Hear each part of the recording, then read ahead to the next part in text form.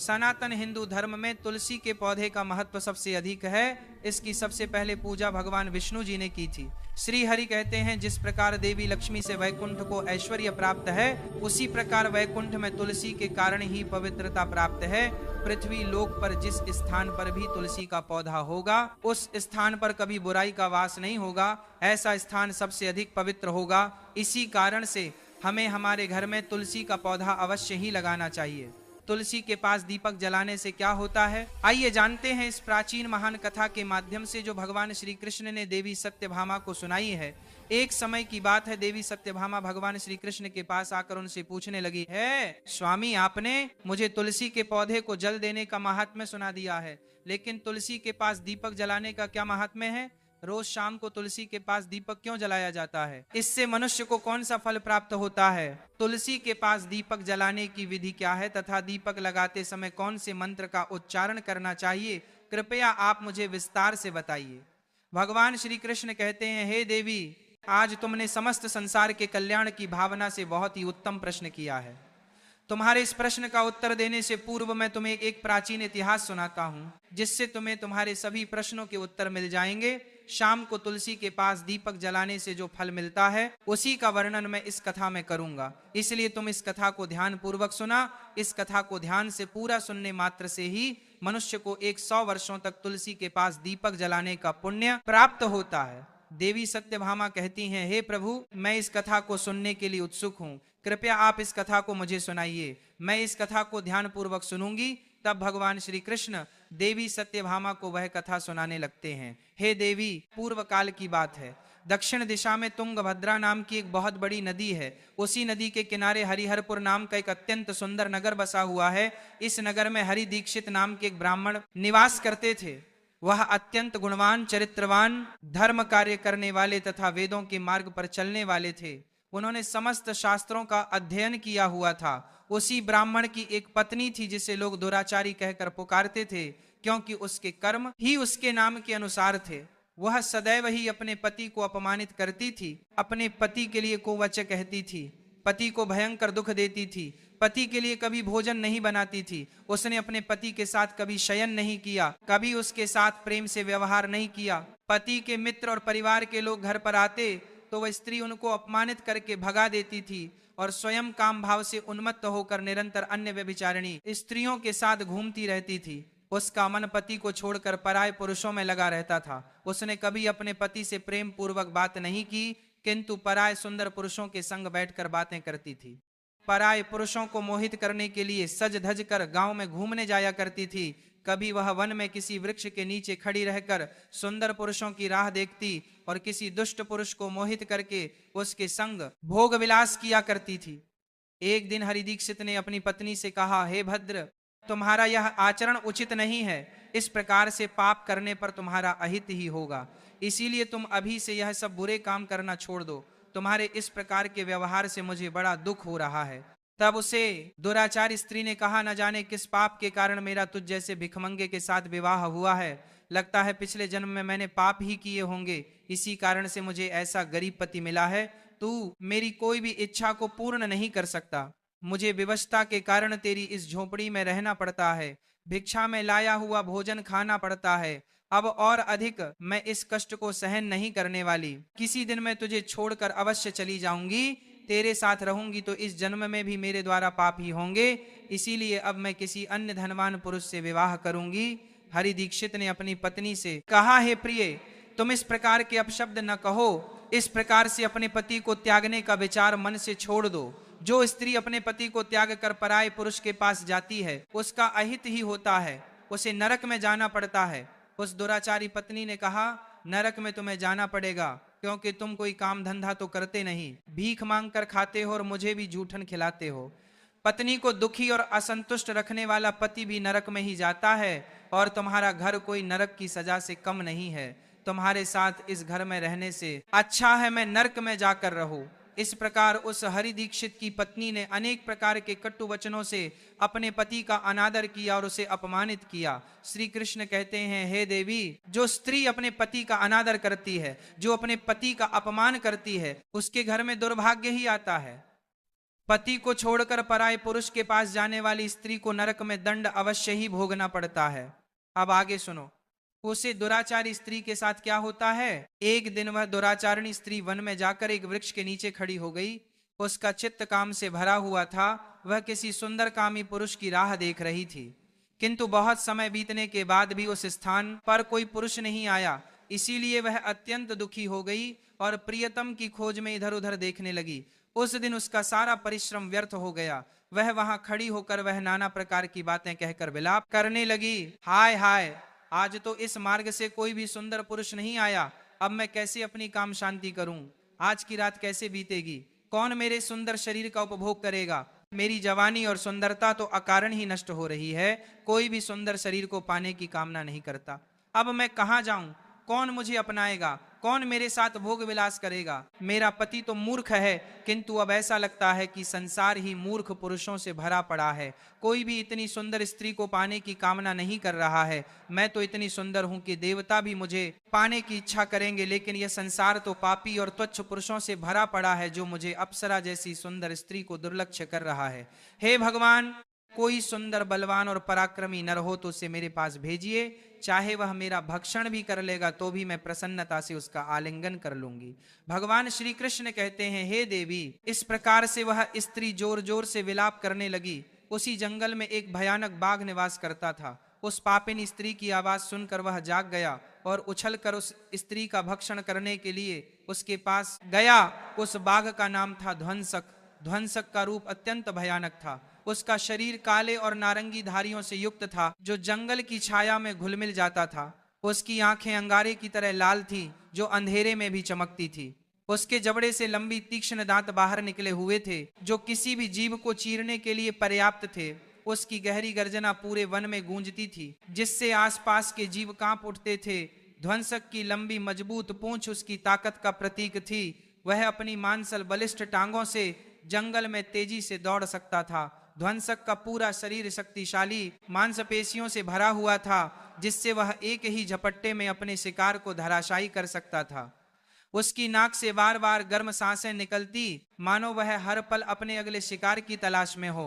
ध्वंसक का एकमात्र लक्ष्य उन पापी और दुराचारी लोगों का भक्षण करना था, जिन्हें उसकी नियति ने उसे सौंपा था। उस भयंकर बाघ को अपने सामने खचा हुआ देखकर उस स्त्री के पसीने छूटने लगे। वह भय से थर थर कांपने लगी। वह स्त्री कुछ करती, इतने में ही उस बाघ ने अपने पंजे से उसे घायल कर दिया और वह स्त्री जमीन पर गिर पई। जमीन पर गिरते ही वह स्त्री चिल्लाते हुए बोली, अरे बाघ, तू किस लिए यहाँ पर आया है? मुझे क्यों मार रहा है? मैं यहाँ पर अपने प्रियतम को खोज रही थी। तू मुझे छोड़ दे। मेरा भक्षण करके तुझे क्या मिलेगा? उस स्त्री की यह बात सुनकर वह भयानक बाघ क्षण भर के लिए रुक गया और हंसते हुए बोला, हे दुष्टा, आज विधाता ने तुझे मेरा ग्रास नियुक्त किया है। तुझ जैसी पापिनी स्त्रियों का भक्षण करना ही मेरा काम है, तभी मुझे इस शरीर से मुक्ति मिलेगी। वह स्त्री कहने लगी, हे बाघ, तुम कौन हो? मुझे सच सच बताओ, तुम्हें किस कारण से बाघ होना पड़ा और तुम मुझ जैसी स्त्रियों का भक्षण क्यों करते हो? पहले मुझे सारी बात बताओ और फिर मेरा भक्षण करो। फिर ध्वंसक नाम का वह बाघ कहने लगा, हे पापिनी, मैं तुम्हें मेरे पूर्व जन्म का वृतांत सुनाता हूं कि किस कारण से मुझे बाघ होना पड़ा। पूर्व काल में दक्षिण देश में अमलाहा नाम की एक पवित्र नदी बहती थी। उसी नदी के तट पर मुनि पद्मा नाम की एक नगरी बसी हुई थी। यह नगरी अपने सुंदर मंदिरों, शांत वातावरण और धार्मिक अनुष्ठानों के लिए प्रसिद्ध थी। वहां एक ब्राह्मण का परिवार निवास करता था। मैं उस परिवार में जन्मा था। मेरा नाम वेदानंद था। मेरे पिता एक आदर्श ब्राह्मण थे, जो यज्ञ, हवन और धार्मिक अनुष्ठानों का पालन करते थे। उस बाघ ने आगे कहा, हे स्त्री, मैंने अपनी किशोरावस्था में वेदों का अध्ययन किया और यज्ञ आदि धार्मिक कार्यों में पारंगत हो गया। लेकिन जैसे जैसे मैं बड़ा हुआ, मेरे मन में धन का लोभ बढ़ता गया। अनेक यज्ञों का आयोजन किया, लेकिन वे यज्ञ धार्मिक उद्देश्य से नहीं बल्कि धन संग्रह के लिए थे। मैं उन पापियों के लिए यज्ञ करता था जो धर्म से दूर थे और उनके घर का भोजन करता था। मैंने धन के लोभ में उनके अनैतिक कार्यों का समर्थन भी किया। धर्म के मार्ग से भटकते हुए मैंने उन वस्तुओं का दान भी स्वीकार किया जिन्हें ब्राह्मण को नहीं लेना चाहिए। मेरा मन इतना लोभी हो गया था कि मैं क्षण के बहाने दूसरों से धन लेता और फिर उसे कभी वापस नहीं करता। मैंने अनेक प्रकार के छल कपट किए और इस प्रकार पाप करते हुए कई वर्ष बीत गए। समय के साथ मेरा शरीर कमजोर हो गया। बाल सफेद हो गए, आंखें धुंधली हो गई और मुंह के दांत गिर गए। परंतु धन का लोभ अब भी मेरे मन से नहीं गया और मैं पाप करता रहा। उसे बाघ ने अपने दुख भरे स्वर में आगे कहा, एक दिन धन के लालच में मैं फिर से नदी के किनारे गया। वहां मैंने अन्य धूर्त ब्राह्मणों के साथ मिलकर लोगों को ठगा। हम सभी ने झूठे मंत्रों का उच्चारण किया और बिना विधि विधान के ही देवी देवताओं का पूजन किया। इसका उद्देश्य केवल अधिक से अधिक धन दान में प्राप्त करना था। हमने लोगों को धर्म के नाम पर धोखा दिया। उस दिन मैंने काफी धन एकत्र किया, लेकिन उसी समय मेरे साथ एक भयानक घटना घटी। मैं उसी दिन नदी के तट पर बैठा हुआ था, तभी एक बीमार और भटकता हुआ कुत्ता मेरे पास आया। मैंने उसे दुत्कार कर भगा दिया, लेकिन वह क्रोध में आकर मेरे पैर में काट बैठा। मैं मूर्छित होकर वहीं गिर पड़ा। उसी क्षण मेरे प्राण निकल गए।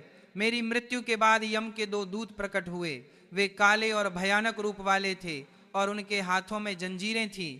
उन्होंने मुझे पकड़ लिया और यमपुरी की ओर ले गए। यमपुरी में मुझे यमराज के सामने खड़ा किया गया।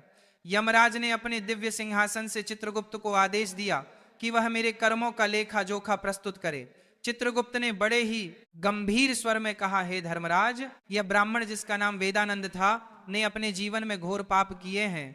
इसने धर्म के नाम पर लोगों को ठगा, झूठे मंत्रों का उच्चारण कर यज्ञ किए और भगवान का अपमान किया। यह धन के लालच में धर्म से दूर हो गया।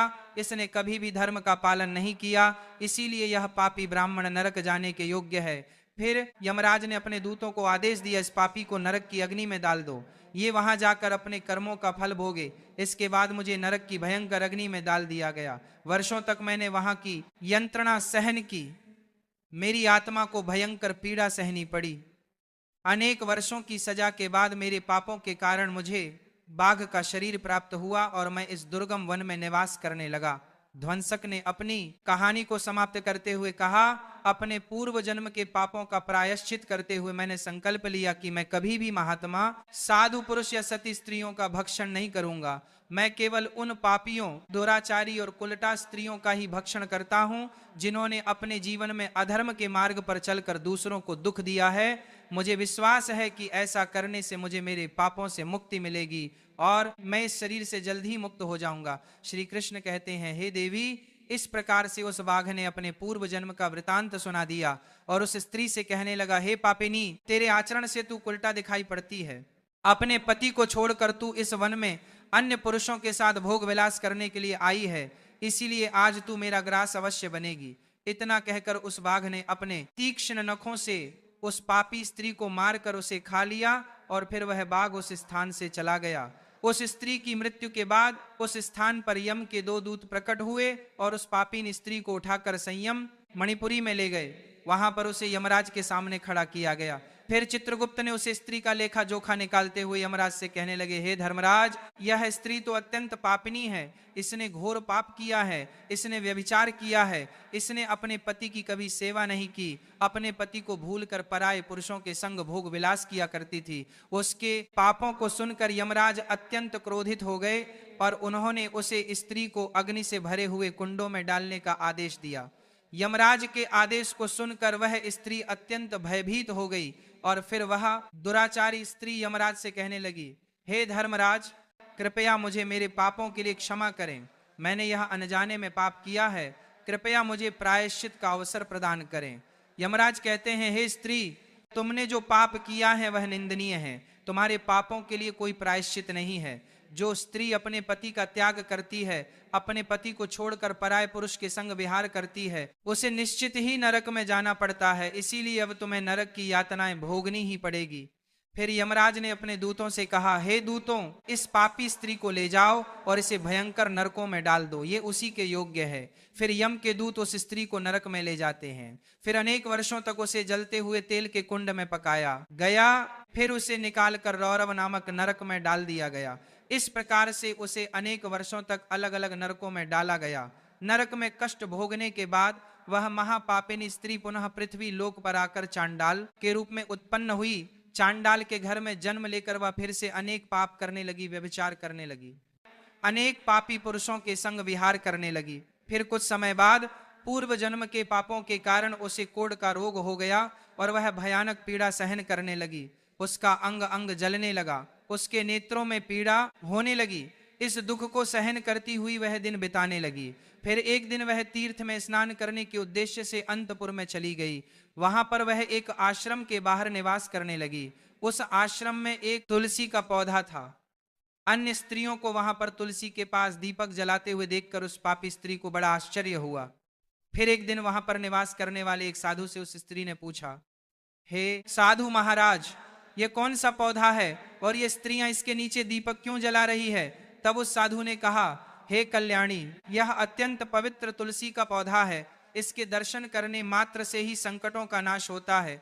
इस तुलसी को जल देने से देवी देवताओं की कृपा प्राप्त होती है तथा इस पवित्र पौधे के पास दीपक जलाने से समस्त पाप नष्ट होते हैं। उस साधु की बात सुनकर उस स्त्री को बड़ी प्रसन्नता हुई और उसने साधु से कहा, हे साधु महाराज, यदि कोई अत्यंत पापिनी स्त्री भी इसके पास दीपक जलाएगी तो उसके पाप नष्ट होंगे क्या? वह साधु कहते हैं, हे पुत्री, यह सत्य है, यदि किसी स्त्री ने घोर पाप भी किया हो तब भी उसके पाप नष्ट होते हैं।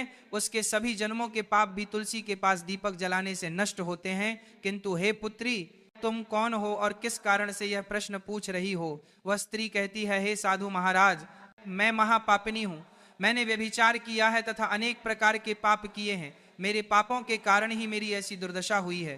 कृपया मुझे पापों से मुक्ति का उपाय बताइए। साधु कहते हैं, हे पुत्री, अब से तुम नित्य तुलसी के पास दीपक जलाओ, तुम्हारे समस्त पाप और दोष समाप्त हो जाएंगे। उस साधु की बात सुनकर उस पापी स्त्री ने भी वही किया। उसने तुलसी के पौधे के पास एक दीपक जला दिया। इस प्रकार से वह स्त्री नित्य उसी स्थान पर तुलसी के पास दीपक जलाने लगी। फिर एक दिन वह स्त्री शाम के समय तुलसी के पास दीपक जलाने लगी तो उसी समय उसकी हृदय फटने से उसकी मृत्यु हो गई और वह वहीं जमीन पर पड़ी रही। फिर यमराज के दो दूत उसे स्त्री को यमलोक ले जाने के लिए उस स्थान पर प्रकट हुए। जैसे ही यम के दूत उस पापी स्त्री को पाश में बांधकर ले जाने लगे, भगवान विष्णु के दो पार्षद उस स्थान पर प्रकट हुए। वे दिव्य पार्षद अत्यंत तेजस्वी और दिव्य आभा से युक्त थे। उनके शरीर से स्वर्णिम प्रकाश की किरणें निकल रही थी जो चारों ओर का अंधकार दूर कर देती थी। उनका रूप इतना मोहक और दिव्य था कि उन्हें देखकर किसी का भी मन श्रद्धा से भर जाता। उनके चेहरे पर शांत मुस्कान थी जो अपार करुणा और दया का प्रतीक थी। उनके वस्त्र रत्न जड़ित और रेशमी थे जो नीले और सुनहरे रंग में चमक रहे थे, मानो स्वयं वैकुंठ का सौंदर्य उनके व्यक्तित्व में समाया हो। उनके कानों में सुनहरे कुंडल झूल रहे थे जिनसे दिव्य संगीत की ध्वनि प्रतीत होती थी। उनके माथे पर तिलक और चमकती हुई बिंदी थी जो उनके दिव्यता का सूचक थी। वे दोनों विशाल कद और बलिष्ठ थे। उनके हाथों में दिव्य गदा थी जो न्याय और धर्म की शक्ति का प्रतीक थी।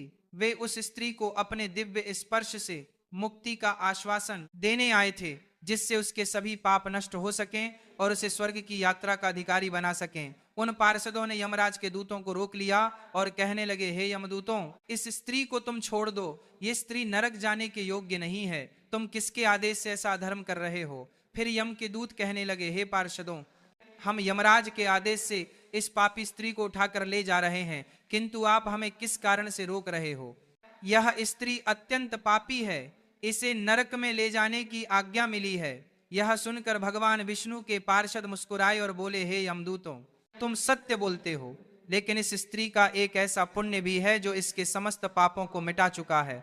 क्या तुमने देखा नहीं कि इसने अपने जीवन में संध्या के समय तुलसी के समीप दीपक जलाया है? यमदूतों ने चकित होकर पूछा, हे पार्षदों, क्या केवल तुलसी के समीप दीपक जलाने से उसके समस्त पाप नष्ट हो सकते हैं? भगवान विष्णु के पार्षदों ने गहन दृष्टि से यमदूतों की ओर देखा और समझाया, तुम इस बात को नहीं समझते। यमदूतों, तुलसी भगवान विष्णु की परम प्रिय है और जो भक्त श्रद्धा और भक्ति से तुलसी के समीप दीपक जलाता है वह विष्णु की कृपा का पात्र बन जाता है।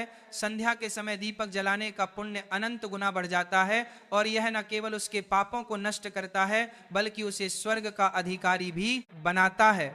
इस स्त्री ने सच्चे मन से तुलसी का पूजन किया और दीपक प्रज्वलित किया है, इसी कारण इसके सारे पाप जलकर राख हो चुके हैं। अब यह नरक जाने के योग्य नहीं है। यमदूतों ने अपने हाथ जोड़ कर कहा, हे पार्षदों, आप सत्य कह रहे हैं, हमें इसके भक्ति के बारे में जानकारी नहीं थी। यदि यह भगवान विष्णु की प्रिय भक्त है तो इसे हम कैसे नरक ले जा सकते हैं?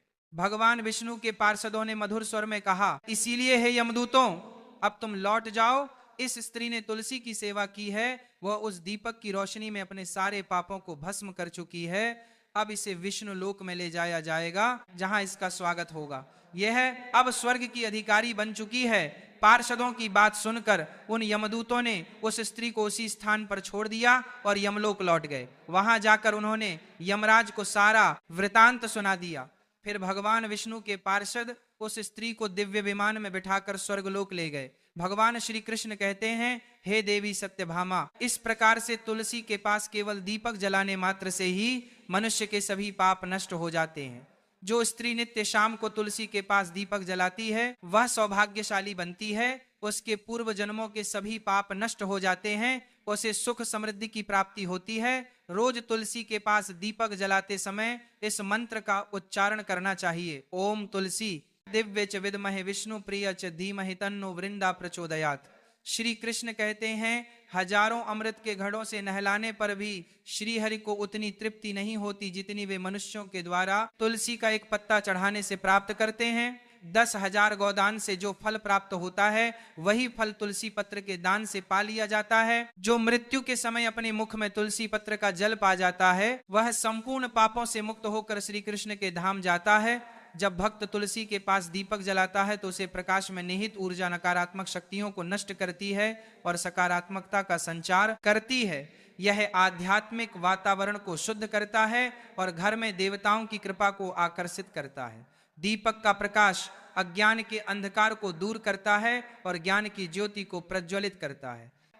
तुलसी के पास दीपक जलाने से मनुष्य के भीतर शुद्धता और पवित्रता का भाव उत्पन्न होता है, जिससे उसकी भक्ति और ध्यान की शक्ति बढ़ती है। यह मान्यता है कि जब व्यक्ति तुलसी के पास दीपक जलाकर उसकी आरती करता है तो भगवान विष्णु का ध्यान अधिक सरलता से प्राप्त होता है। यह साधक के मन को स्थिर और शांति की ओर ले जाता है, जिससे ध्यान में एकाग्रता बढ़ती है। तुलसी के पास दीपक जलाने का अनुष्ठान सूर्यास्त के समय करना अत्यंत शुभ माना जाता है। इस समय दीपक जलाकर तुलसी माता की आरती की जाती है और भगवान विष्णु का स्मरण किया जाता है। इसे करने से विशेष पुण्य प्राप्त होता है। प्रतिदिन संध्या समय में तुलसी के पास दीपक जलाते समय ओम नमो भगवते वासुदेवाय मंत्र का जाप करना चाहिए। यह मंत्र घर की नकारात्मकता को दूर करता है और भगवान विष्णु की कृपा प्राप्त करता है। तुलसी के पास घी या तिल के तेल का दीपक जलाना शुभ होता है। घी का दीपक अधिक पवित्र माना जाता है, लेकिन यदि संभव ना हो तो तिल के तेल का दीपक भी जलाया जा सकता है। तिल के तेल का दीपक नकारात्मक ऊर्जाओं को दूर करने में सहायक होता है। ऐसा कहा गया है कि जो भक्त प्रतिदिन तुलसी के पास दीपक जलाता है उसे 7 जन्मों तक पुण्य मिलता है और वह कभी भी दरिद्रता का सामना नहीं करता। उसके घर परिवार में हमेशा सुख शांति और खुशहाली बनी रहती है।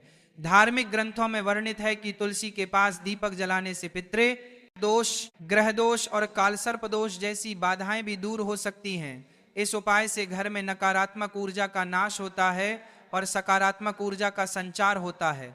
तुलसी के पास दीपक जलाने से आत्मा की शुद्धि होती है और यह जन्म जन्मांतर के पापों का नाश करता है।